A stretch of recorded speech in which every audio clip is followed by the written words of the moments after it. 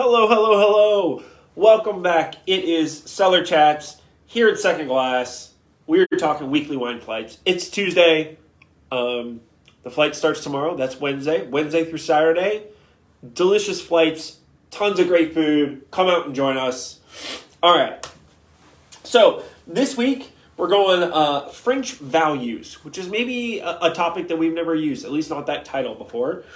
And we're talking about like just really great, easy drinking, go-to wines. Where would you come across these if you're hanging out at Second Glass? I think about this time of year, we're all super busy. You're running around, you're shopping, you're working a lot, you're planning, you're decorating, you're doing all of these things. So time is of the essence and you don't have a lot of it. So what do you end up doing? Oftentimes you go out to dinner or you pick up takeout, or maybe you run out and grab a drink with a friend because that's all the time you have, 20 minutes or so to grab a drink.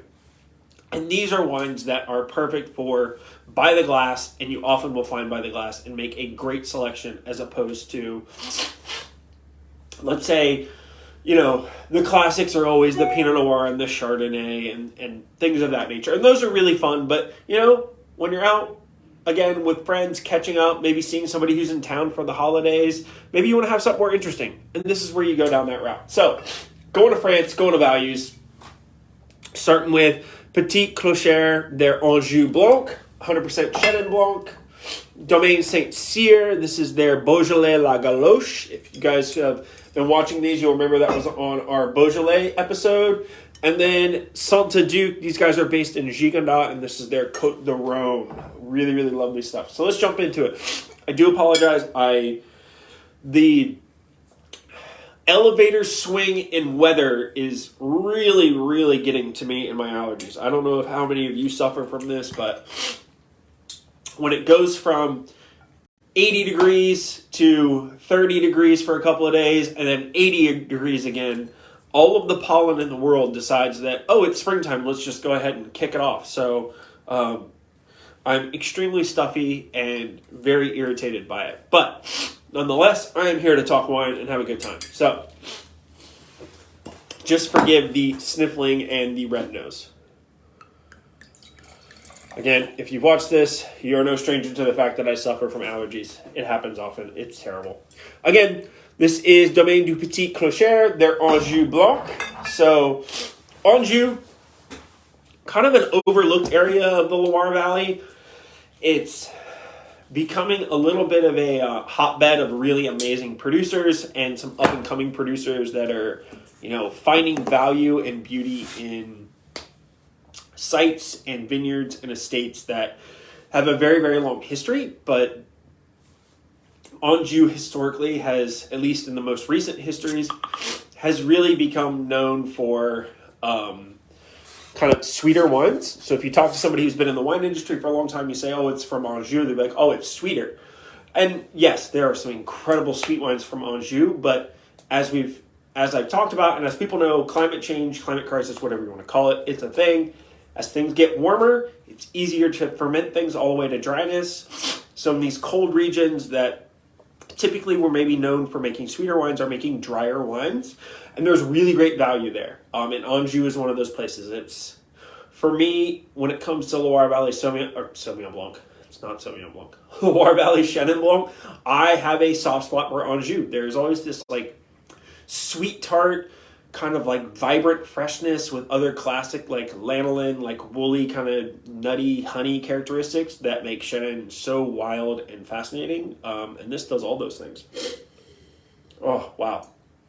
Yeah, beautiful honeyed, like layered kind of woolly thing going on. I don't really know how else to explain it. That doesn't sound very pretty, but it is, I assure you.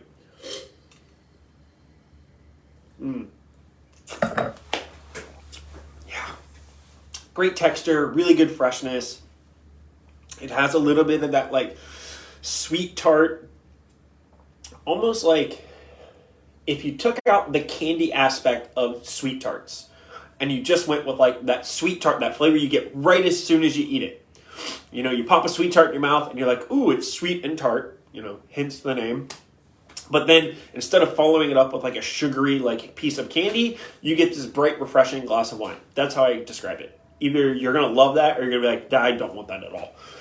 I can tell you it's delicious, and if that sounds anywhere sort of good to you, you should come try this. It's great.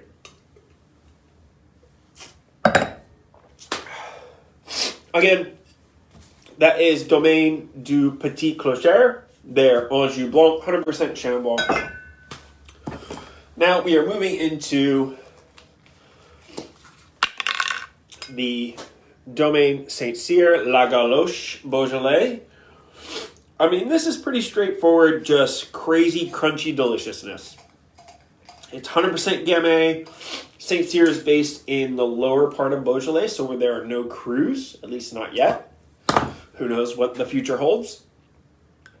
Fairly old domain. Raphael Saint-Cyr is the head of the house now, and he's making really beautiful wines from his family's very old estate vineyards, along with some parcels that I think I want to say he rents them or he leases them, where he gets to farm them in some of the bigger crus up north. Again, you can see that color, just really pretty delicate. Crunchy cranberry, raspberry, a little bit of savory herbs. A little bit of this like classic kind of like blood orange character that I always find really, really pretty in fresher styles of like light reds, typically in Grenache or in Gamay. I see it more in Grenache, but it does happen sometimes in Gamay for me. I honestly think it comes from... I want to say it comes from some kind of whole cluster inclusion. So oftentimes, a lot of times, Grenache gets a lot of whole clusters, Pinot Noir gets a lot of whole cluster, and so does Gamay. And I mean, I don't have any proof of this, but that's my theory, is that kind of like orange zest, blood orange character is usually in conjunction with Grenache, Pinot Noir, or Gamay being done whole cluster from a specific kind of climate where it's fairly cool, and there's a lot of bright freshness and acidity to the wine. Regardless of how it's done, how it gets there, I always find it to be a really pretty note. So this definitely has that going on.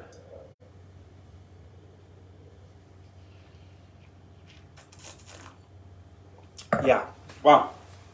Again, raspberries, red berries, savory herbs, really pretty texture, light, refreshing. Good for December days when it's 75 or December days where it's 45. I'll take either. Personally, I would like to have the 45. Mostly because that makes it feel like Christmas. And 75 doesn't really feel like Christmas to me. You go ahead and at me. I don't care. I know people love that it's warm this time of year. I think it's bonkers. At least this temperature.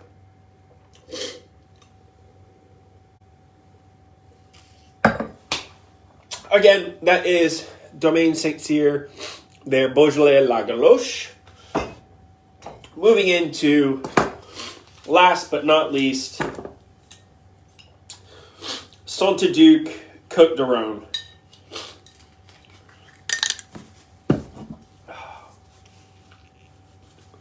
So, these guys are based in Gigondas, so pretty famous appellation in the Côtes de Rhône, I would say. Probably, I mean, arguably it is one step behind like recognition and prestige than Châteauneuf-du-Pape. It is a Grenache heavy area like most of the Southern Rhône. And Saint-Cyr is one of the oldest families of the Gigondas region. Excuse me. See what I mean? Comes out of nowhere. So this is their Côtes de Rhône. So I think most people are familiar with Côtes de Rhônes. This has been a value go-to for retailers and restaurants for years on years, for a really good reason. The Southern Rhône is a fairly large region. It's fairly warm, and you can produce a decent amount of wine at good quality levels for really reasonable prices. Now, that being said, some are better than others. Saint-Cyr does a great job here. They recently relabeled this bottling as Famille Gras, which is actually, the family name is Gras, G-R-A-S. The family who owns Domaine Saint-Cyr. They changed it to Famille because this is the only bottling where not 100% of the fruit comes from estate vineyards. So they do purchase, I think, about 8 to 12% of the fruit for this bottling from friends and family in the region. But because it's not all estate, they wanted to kind of disassociate it from the actual estate name so that people wouldn't be confused. And, transparency. Gotta love that, right? Don't have enough of it in this world. Anytime somebody does it, I'm into it. It's about, I don't think it says on the bottle. I want to say it's about 80% Grenache and then a touch of, I think, Mourvedre, probably some Syrah, and maybe some Cinsault. Don't quote me on that, but I'm pretty sure it's close to that. Definitely on the fresher side of Côtes de Rhône, but still has really good body and texture. That classic kind of garrigue notes, herbaceousness, raspberry, blackberry. Wow. It's just really pretty. A lot of like licorice notes on it as well.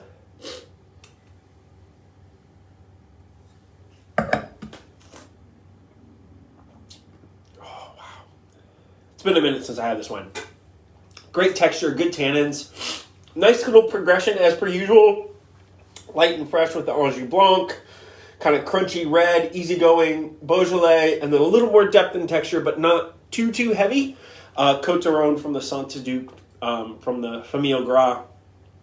Just a nice kind of like segue, easygoing wines.